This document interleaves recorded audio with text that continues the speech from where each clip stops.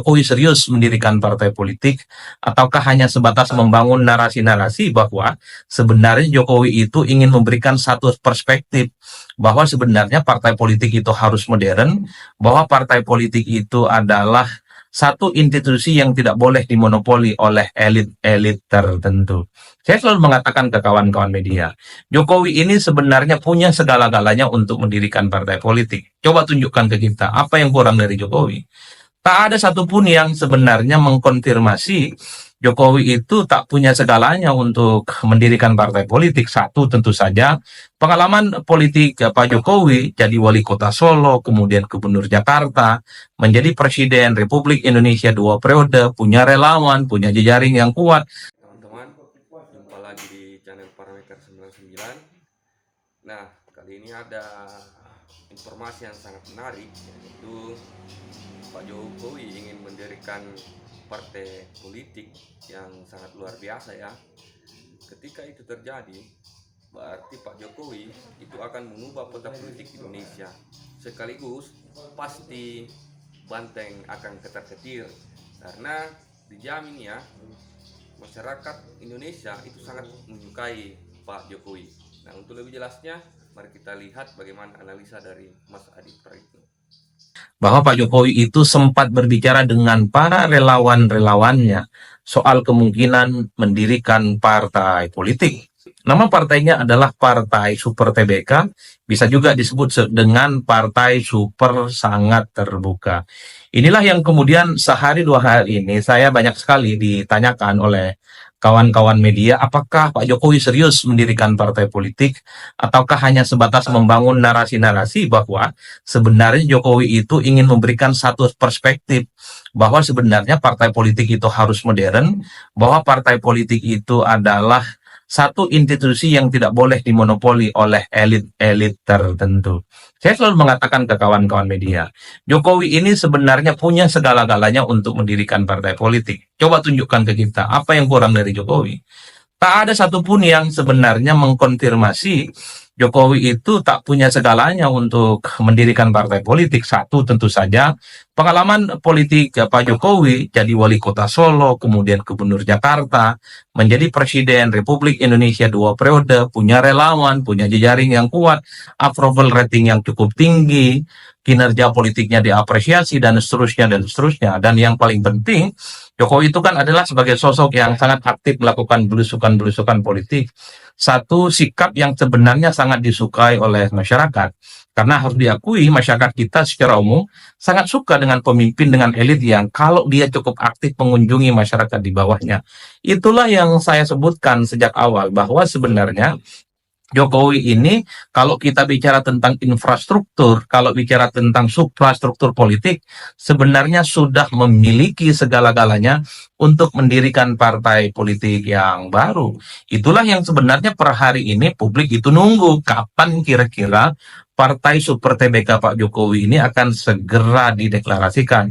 Tentu di tengah bagaimana situasi politik kita yang sangat berubah cukup dinamis, misalnya per hari ini ambang batas parlemen itu bukan lagi 4% loh. Tentu setelah ada putusan dari Mahkamah Konstitusi, mungkin di kemudian hari akan ada ketentuan ambang batas parlemen itu bisa 3%, bisa 2,5% atau 2%, atau mungkin sangat 0%. Jadi kesempatan ini yang sepertinya membuat publik menunggu-nunggu bahwa sebenarnya siapapun di negara ini ketika mendirikan partai politik sangat mungkin dia nanti akan lolos ke parlemen. Apalagi pada saat yang bersamaan kabar baiknya soal ambang batas presiden, tentu hasil putusan dari Mahkamah Konstitusi itu juga dihilangkan. Itu artinya apa? Kalau Pak Jokowi mendirikan partai politik yang baru, bukan tidak mungkin di 2029 Pak Jokowi juga bisa mengusung bagaimana calon-calon presiden nantinya yang akan berangkat dari partainya yang baru ini.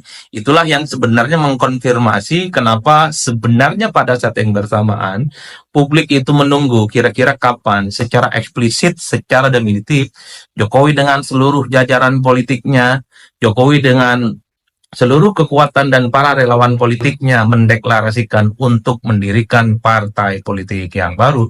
Misalnya soal ambang batas parlemen yang sudah mulai turun, tidak lagi 4%, saat ini adalah zero threshold terkait dengan pencalonan presiden, adalah kesempatan bagi siapapun sebenarnya yang punya partai baru untuk berkompetisi dan menjadi kekuatan-kekuatan politik yang pastinya akan dipertaruhkan. Jadi itu yang sebenarnya ingin ditunggu oleh publik, karena itulah yang kalau kita mau jujur kan, setelah Jokowi tak lagi jadi presiden, pembicaraan yang paling utama kira-kira kapan Jokowi itu ingin mendirikan partai politik. Karena ketika Jokowi dikaitkan dengan bergabung dengan partai politik tertentu, misalnya dikaitkan dengan Golkar, dikaitkan dengan Gerindra dan partai yang lain, Jokowi selalu mengatakan masih partai perseorangan. Jokowi juga selalu mengatakan partai super TBK dan seterusnya. Pernyataan-pernyataan yang sering dikonfirmasi oleh publik sebagai pernyataan yang sangat diplomatis, bahwa sebenarnya Jokowi masih sangat hati-hati dalam menentukan bagaimana langkah politiknya di masa-masa yang akan datang. Tapi satu hal, publik itu sebenarnya sangat menunggu apa yang dilakukan oleh Pak Jokowi, mendirikan partai politik yang baru. Itu yang pertama. Nah, yang kedua tentu soal, banyak juga yang mengartikan bahwa apa yang disebut dengan Jokowi ini tak lebih dari sekedar gagasan besar, bahwa partai politik itu jangan hanya dikuasai oleh elit-elit kunci, yang oleh Robert Michel dikuasai oleh segelintir elit yang disebut dengan oligarki partai. Karena memang kalau mau jujur sebenarnya, suka tidak suka di negara kita ini kan memang keputusan politik apapun, terutama pemilihan ketua umum partai, termasuk juga soal siapa yang harus maju sebagai calon presiden, memang itu ditentukan hanya segelintir-gelintir oleh elit-elit kunci yang ada di partai politik.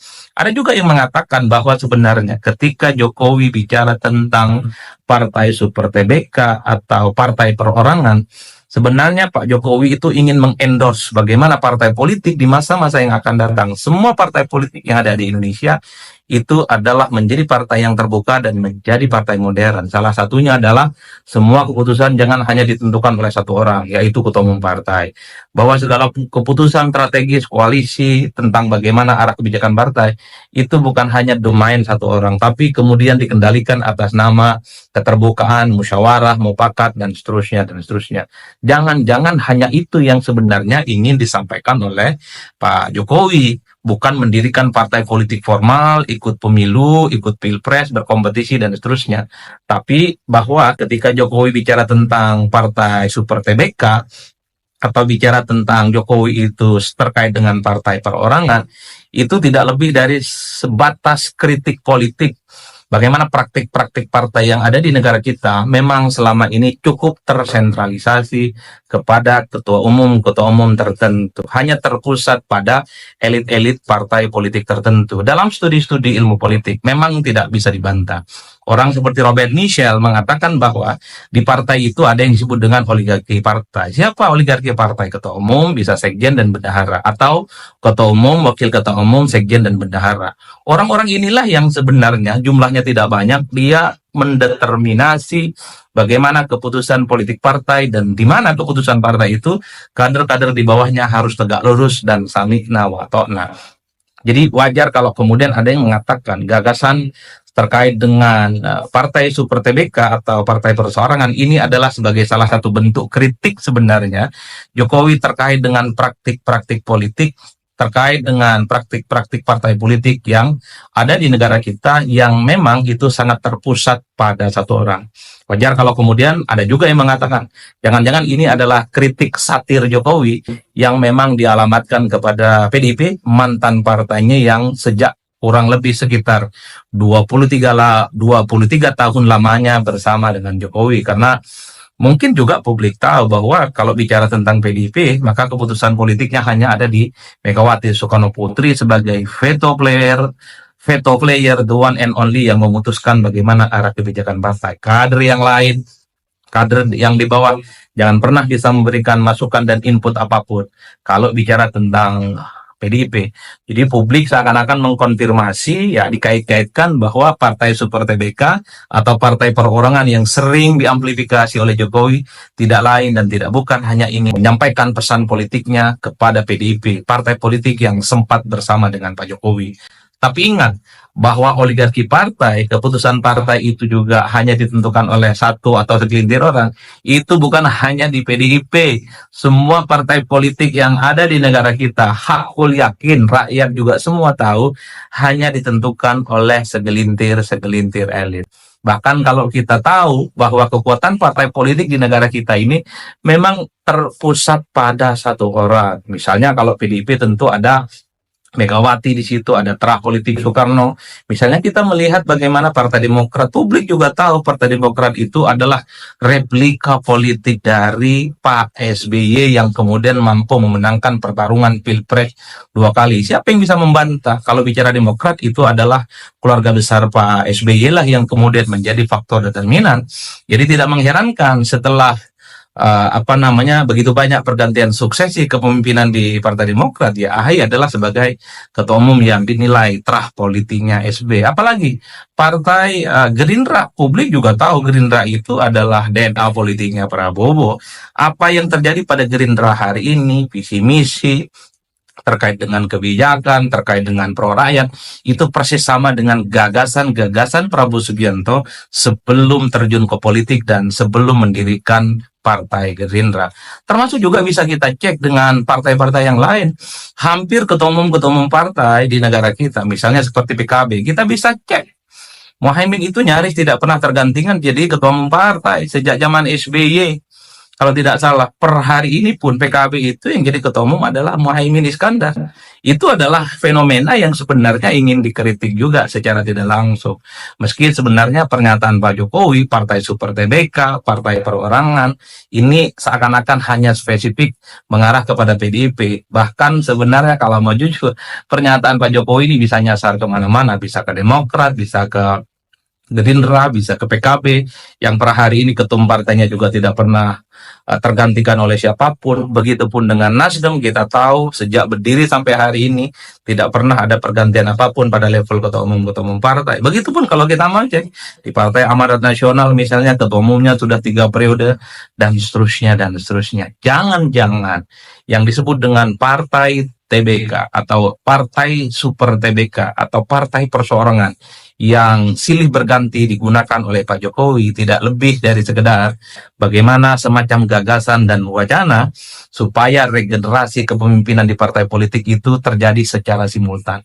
Atau jangan-jangan gagasan Partai Super TBK dan Partai Perorangan ini adalah bentuk kritik Jokowi supaya tidak ada sentralisasi keputusan politik di partai politik manapun di negara kita. Itulah yang disebut oleh Jokowi, partai itu harus milik rakyat, harus terbuka, dan milik semua kader-kader yang ada di dalamnya, termasuk juga soal bagaimana partai itu, regenerasi kepemimpinan di elitnya itu terjadi secara signifikan. Dan tidak hanya dipilih orang yang itu-itu saja. Tapi kan banyak juga yang mengatakan bahwa kalau kita melihat PSI misalnya, kita tahu ketua umumnya saat ini Mas Kaisang Pangarep adalah sosok yang melalui jalan pintas untuk menjadi ketua umum partai. Hanya sehari, 2 hari, 3 hari jadi kader partai, kemudian menjadi ketua umum partai. Jadi bisa saja kita maknai pernyataan Pak Jokowi terkait dengan Partai Super TBK, Partai Perorangan, ini adalah bentuk kritik kepada praktik partai politik kita saat ini yang sangat sentralistik. Itu bagus, tapi pada saat yang bersamaan pernyataan ini juga sangat mungkin mengarah kepada apa yang terjadi pada PSI. Karena kalau mau jujur, regenerasi kepemimpinan di PSI juga menggunakan jalan pintas, terutama ketua umum partainya yang saat ini sedang menjadi ketua umum. Jadi itulah pemirsa yang ingin saya katakan. Tapi di atas segala-galanya, apakah ini wacana, ini hanya sebatas narasi, hanya sebatas bentuk kritik terkait dengan praktik partai politik hari ini. Per hari ini kalau kita mau sederhanakan, hampir 90% masyarakat menginginkan Jokowi mendirikan partai politik yang baru, yaitu partai super terbuka atau partai perseorangan. Karena tentu saja Jokowi memiliki segala-galanya, sosoknya populer, saat ini konon dinilai masih punya barisan pendukung yang cukup solid dan seterusnya. Bekal politik yang saya kira cukup memadai bagi seorang mantan presiden di Republik Indonesia, masih disukai oleh rakyatnya untuk mendirikan partai politik baru. Ayo Pak Jokowi, bikin partai politik baru. Saya kira ceruk pemilih kita masih sangat luas untuk dikapitalisasi, dijadikan sebagai resource dan mesin politik. Ada sekitar 80% masyarakat per hari ini berdasarkan survei yang kita lakukan di parameter politik yang mengaku tidak dekat dan tidak menjadi bagian partai politik tertentu. Tentu 80% ini adalah ceruk yang besar yang bisa dimaksimalkan, bisa dikapitalisasi oleh partai-partai politik baru seperti partai politik yang mungkin nantinya akan dibuat oleh Pak Jokowi. Nah, itulah tadi analisa dari Mas Adi Prayitno, teman-teman. Jika teman-teman ingin bergabung di partai Pak Jokowi nantinya, itu pasti akan sangat luar biasa. Kenapa? Karena Pak Jokowi secara pengalaman politik belum ada yang bisa mengalahkan sampai hari ini. Mulai dia menjadi 2 periode wali kota Solo, 2 periode gubernur DKI Jakarta, dan 2 periode jadi presiden.